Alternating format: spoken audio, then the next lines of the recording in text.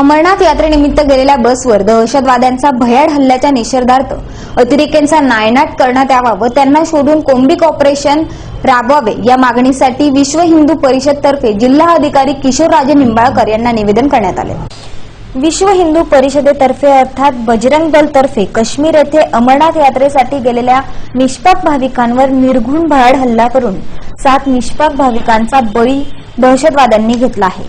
या अशा सैतानी मनोवृत्तीला मदत करणाऱ्या व खतपाणी घालणारे नेटवर्क अजूनही सक्षम आहे, जे खरोखर काश्मीर खोऱ्यातून अतिरेकांचे मुळे शोधून त्यांचा संपूर्ण नायनाट करून काश्मीर खोरे अतिरेकी मुक्त करायचे असेल तर काही दिवस हा संपूर्ण प्रदेश लष्कराच्या ताब्यात देण्यात यावा, तसेच दहशतवाद्यांचा कायमचा बंदोबस्त करण्यात यावा या मागणीसाठी हे निवेदन देण्यात आले होते। यावेळी जिल्हा सहमंत्री देवेंद्र भावसार, नाना कुलकर्णी, रमेश कोल्हे, भरत कोळी, राजेंद्र नन्नवरे, महानगर संयोजक राकेश लोहार, समाधान पाटील, आकाश पाटील, राजेश ज्ञाने, महेश अंबिकार आदींची यावेळी उपस्थिती होती।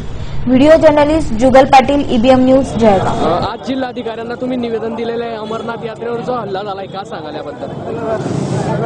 अमरनाथ यात्रेकरूंवर अतिरेक्यांनी जो हल्ला केला त्या हल्ल्याच्या निषेधार्थ विश्व हिंदू परिषद व बजरंग दलाने माननीय जिल्हाधिकारी साहेब यांना निवेदन देऊन त्यात मागणी केलेली आहे की हा जो हल्ला झाला, हल्ला करणारे तर अतिरेकी होते, मात्र त्यांना मदत करणारे जे कोणी स्थानिक लोक होते त्या स्थानिक लोकांच्या मदतीशिवाय एवढा मोठा हल्ला होणे हे शक्यच नाही। तर अशा परिस्थितीमध्ये जोपर्यंत त्यांचं स्थानिक स्लीपर सेल जे कार्यरत आहे ते नेटवर्क जोपर्यंत उद्ध्वस्त होत नाही तोपर्यंत यावर एक प्रभावी असं उत्तर शोधता येणार नाही।